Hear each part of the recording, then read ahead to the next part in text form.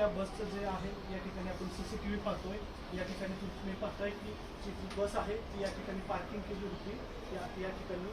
आणि हा जो टायमिंग बघत असाल तर 5:24 हा टायमिंग आपल्याला पाहायला मिळतोय. आणि हा क्रमांक 17 आहे ज्या ठिकाणी ती मुलगी बसली होती फलटणला जाण्यासाठी. आणि इथूनच जे झाड पाहत आहे त्या झाडापासूनच ती मुलगी आहे ती डाव्या दिशेने या ठिकाणी निघाली.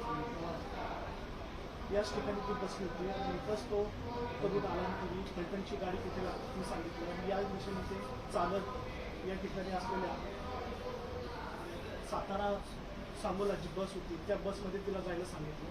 या ठिकाणी आपण पाहतोय की ही जी बस आहे हीच ती बस आहे ज्या ठिकाणी तिला आतमध्ये नेऊन तिच्यावर अत्याचार करण्यात आला.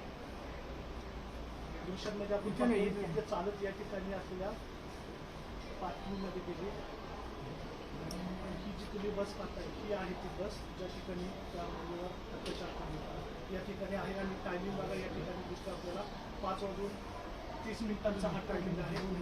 एक बस गेली आणि या आतमध्ये जी बस लावली होती त्या बसमध्ये तिच्यावर अत्याचार करण्यात आल्याचं या CCTVच्या माध्यमातून समोर आलेलं आहे. पोलिसांनी आज CCTV जो आहे त्याचाच आधार घेऊन आरोपीपर्यंत पोहोचण्याचा प्रयत्न केलेला आहे. आणि याच CCTVच्या माध्यमातून आरोपी आहे ते निष्पन्न झालेला आहे. कॅमेरामॅन उलटी कांबळे सर